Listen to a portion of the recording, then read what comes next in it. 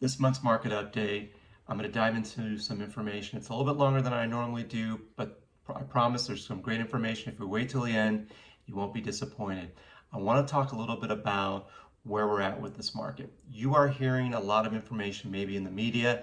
It's not always giving you the clear picture of what is going on in our market. And it's important to understand what the real information is so you can make the best decision and not just based on doom and gloom data that can actually hurt you, whether you're a buyer, seller, or even a landlord as you navigate through this market going forward.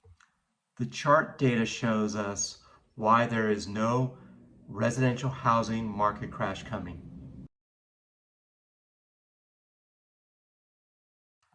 The chart shows that 39% of all homes in this country have no mortgage. If there's no mortgage, no one's going to get into foreclosure on that home. 29% of all homes in this country that have a mortgage have over 50% equity. That's a lot of equity for any homeowner. Now, 32% of homes have less than 50% of equity, but they still do have equity. In 2008, when we had the housing market crash, the majority of homes were bought with no money down, with no equity, the key being no equity. It was easy for homeowners to walk away from their home because they felt like they would never get that equity into the home. So what is causing the lack of inventory? Because we hear that a lot. And I'm going to dive into some of the information that will tell you why we're in the situation that we're in. Right off the bat, there is a pent-up demand for home ownership. There are a number of buyers who are currently on the sidelines that would like to buy a home, and what's stopping them is interest rates. You also have a number of sellers that would like to sell their home. Maybe they want to downsize, maybe they want to move up on their home, but they have such a great interest rate, in some cases in the high twos, that it's very hard for them to walk away from that mortgage today. So what are we projecting moving forward?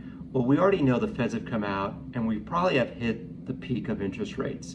Some of the financial experts are saying we're going to start to see interest rates go down into the third quarter and fourth quarter of this year, and going into 2024, some of the projections on interest rates that will be somewhere in the high or actually low fives to the high fours.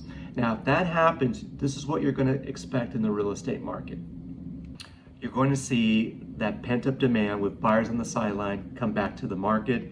You're going to see a flurry of buyers. That's why it's going to be important, if you have aspirations to be a homeowner, that you put yourself in a position now, that you get yourself qualified. So when that happens, you're not going to be left behind the rest of the buyers that are going to be in the market. If you're a seller, you're going to continue to see demands for your homes. Putting your home on the market, as long as you price it within the market value, you're going to see buyers wanting to buy your home. And that's important to understand as we navigate through this market. I always want to provide you the information based on facts and data and not so much on clickbait or the headliners that may not always present the real story of what's going on in our market. As always, if the information was helpful, like and share our page. If you have specific questions about your real estate journey, contact us, let's connect so we can help you get started on your real estate goals too.